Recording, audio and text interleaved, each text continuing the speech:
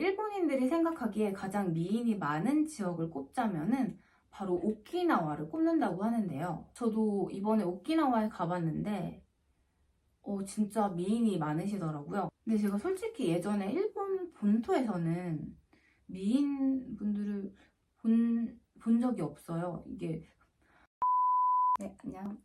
이 동양의 하와이라 불리는 오키나와는 원래 류쿠왕국이라고 하는 독립국이었습니다. 이 일본 남서쪽 해안과 대만 사이에는 약 200여 개의 섬들이 있었는데요. 이 섬들을 류쿠열도라고 부르는데요. 그중 가장 큰 섬이 오키나와입니다. 이 오키나와에 언제부터 사람이 살았는지 정확하지는 않지만 오키나와 나와시에서 약 32,000년 전 7살 여자아이의 유골이 발견된 것을 보고 고대부터 사람들이 거주했던 것으로 추정하고 있는데요. 12세기경 오키나와 섬에서는 여러 호족들의 싸움이 지속되었고 14세기경 이 호족들이 서로 합쳐서 난잔, 주잔, 후쿠잔이라는 3국이 생겼습니다. 그리고 15세기와 16세기를 거쳐서 새로운 나라인 류쿠 왕국으로 통일이 되는데요. 이 류쿠 왕국은 오키나와뿐만 아니라 주변 여러 섬들을 통치했는데요. 중국과는 조공무역을 했고 일본과 조선 동남아시아 국가들과는 중개무역을 통해서 많은 이익을 챙겼습니다. 그 이후로 류쿠왕국은 14세기부터 16세기까지 아주 경제적으로 번창했는데요. 류쿠왕국은 중국과 한반도, 일본 본토, 동남아시아를 잇는 아주 가치 있는 섬이었는데요. 그런데 일본 본토에서 도쿠가와쿠가 권력을 잡은 후 17세기 초 일본 남서쪽에 위치한 지방영주 사츠마본이 류쿠왕국을 점령합니다. 이 류쿠왕국은 겉만 독립된 국가였고 사츠마본으로부터 정치적, 경제적으로 식민수탈을 당했는데요. 그 후 19세기 메이지 유신 때 일본은 류쿠왕국을 일본으로 편입시켜버립니다. 현이라는 명칭을 얻게 되는데요. 이를 류쿠처분이라고 합니다. 이로써 오키나와는 일본의 섬이 됩니다. 하지만 오랫동안 오키나와 주민들은 이 일본 본토로부터 차별을 받았는데요. 그 후 1930년대에는 대공황으로 각지로 떠나고 그 후 태평양 전쟁, 미군 주둔 등 많은 일이 있었는데요. 오늘은 여기까지만 알아보고 다음으로는 이 류쿠 왕국의 문화에 대해서 알아보도록 하겠습니다. 류쿠 문화의 중심이라고 할 수 있는 슈리성이 있는데요. 류쿠 왕국의 정치, 문화, 외교의 중심지였던 이 슈리성은 일본과 중국의 문화가 융합된 것 같은 독특한 건축 형식을 보여주고 있는데요. 2000년 12월 세계 문화유산으로 등록되었다고 합니다. 그리고 빈가타 의상에 대해서 알아보면은 이 빈가타는 오키나와의 독자적인 문양으로 염색을 하는 것인데 빈가타 의상의 특징으로는 다채로운 발색 그리고 대범한 모양이라고 합니다.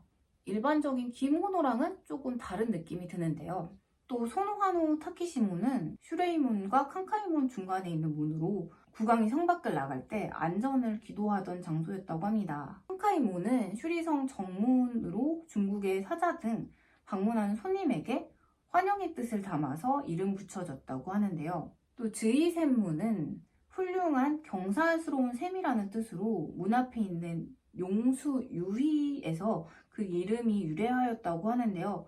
이 유희는 즈이센문 바로 앞에 있는 용수로 국왕을 비롯한 왕족들의 식수로 아주 중요한 역할을 한 물이라고 합니다. 로코쿠문은 성로 안의 물시계로 시각을 잰 것에서 이름 붙여진 문으로 신분이 높은 공무원이라도 국왕에게 경의를 표하기 위해서 이 문 앞에서 가마를 내렸다고 합니다. 봉신문은 슈리성 정전에 있는 어정으로 가기 위한 문인데요. 세 개의 입구 중 가운데는 국왕이나 신분이 높은 사람만이 통과할 수 있었다고 하는데요. 이 슈리성 정전은 선명한 주홍색으로 물들여져 있는데요.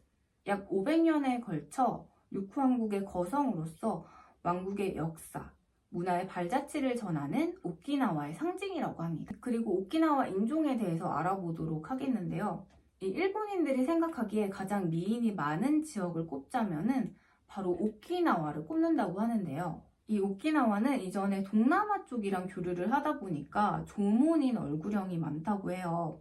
또 야오이인이 있는데 이거는 중국 쪽이랑 한국 쪽을 기원한 인종이고요. 저도 이번에 오키나와에 가봤는데 진짜 미인이 많으시더라고요. 어떻게 예쁘냐면은 정말 눈이 이렇게 땡그랗고요. 쌍꺼풀이 짙어가지고 좀 귀여우시게 그렇게 이쁘신데, 근데 제가 솔직히 예전에 일본 본토에서는 미인 분들을 본 적이 없어요. 이게 좀 오래전에 가서 그렇지 요즘에는 모르겠지만 미인을 못 봤는데, 정말 오키나와에서는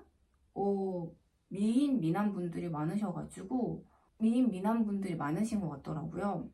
이 일본 연예인 분이신 아무로 나미에 그분이 오키나와 분이라고 하시더라고요. 그래서 딱 생김새가 그런 느낌으로 예쁘시더라고요. 눈이 크고 땡그랗고 쌍꺼풀이 짙고 좀 귀염귀염이. 그래서 일본 내에서도 오키나와 사람들은 딱 오키나와 사람이구나 이렇게 알아본다고 하더라고요. 그리고 미인이 많은 두 번째 이유는 그 오키나와에는 미군 기지가 있잖아요. 그래서 일본인, 미국인 이렇게 혼혈이 많다 보니까 또 미인이 많다 이런 이유도 되겠고요. 그리고 오키나와의 여행지나 뭐 이렇게 관광, 음식에 대해서 알아보면은 이 오키나와를 우리나라 제주도와 비슷하게도 많이 여긴다고 하는데요. 저도 우리나라 제주도와 비슷하지 않을까 이렇게 생각하고 오키나와를 방문했는데, 이 첫 번째 관광지는 추라우미 수족관인데요. 추라우미 수족관만 보러 오키나와에 방문하시는 분들도 계시다고 하더라고요. 여기가 전 세계랑 비교해서 최대 규모의 수족관이라고 하는데요. 다른 관광지에 비해서 외곽에 위치하지만 주변 경관도 예쁘고 시설도 넓고 아름답습니다. 그리고 이 추라우미 수족관의 상징은 고래상어인데요. 이 고래상어가 전 세계적으로 엄청 희귀한 해양생물인데 오키나와 앞바다에 자주 출몰한다고 합니다. 그리고 이 고래상어는 사육도 어려운데 이 추라우미 수족관에서 고래상어를 성공적으로 사용해서 마스코트로 이용하고 있다고 하는데요. 굿즈나 조각상도 전부 그 고래상어라고 합니다. 또 오키나와 열도는 고래상어를 비롯해서 독특한 해양 생태계를 이루고 있는데요.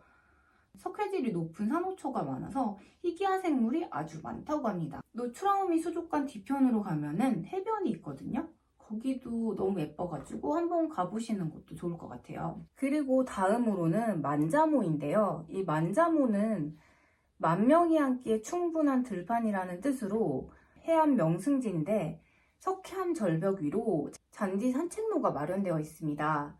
코끼리 모양의 바위, 그리고 드라마 괜찮아 사랑이야의 촬영지로 유명하다고 하는데요. 이 오키나와에서 경관이 가장 아름다운 곳인데 바다를 보면서 산책하기 아주 좋은 장소입니다. 마지막으로 나하 국제거리인데요. 여기는 도심이라서 그런지 공기는 별로 안 좋았는데요. 전쟁 이후에 엄청 발전한 오키나와의 가장 큰 도시인데요. 백화점이랑 식당, 카페 등이 많아서 관광객들이 가장 많이 찾는 곳이라고 합니다. 또 나하 국제거리 포장마차 마을은 일본 특유의 야시장 문화를 경험할 수 있는데요.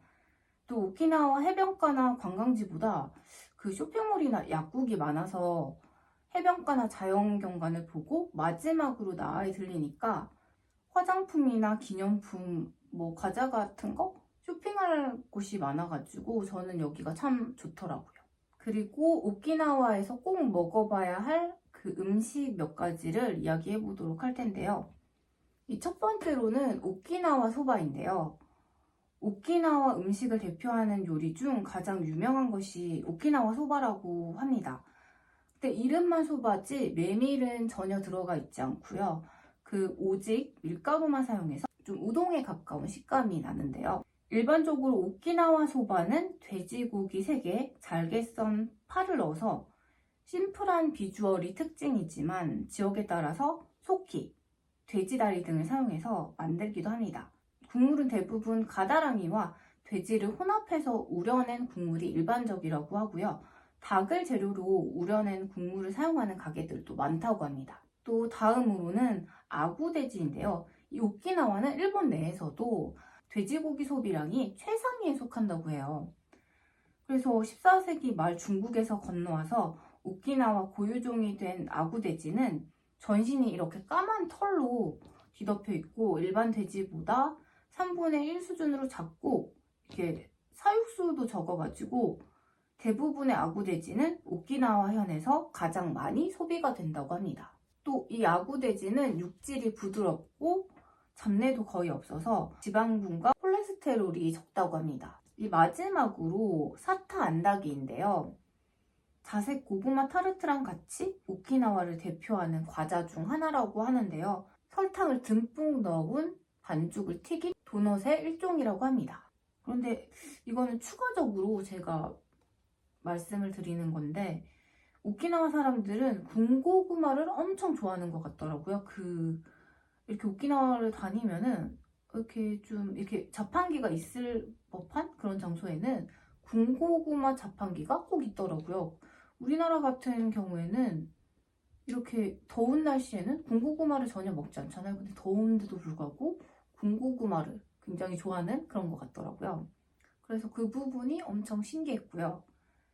그 마지막 팁으로는 오키나와는 날씨가 굉장히 변덕스럽다고 그러더라고요. 그래서 저는 운 좋게도 날씨가 굉장히 청아할 때 가서 좋았는데, 만약에 가시려는 분들은 날씨 정보도 챙기시고 가시는 것이 좋을 것 같아요.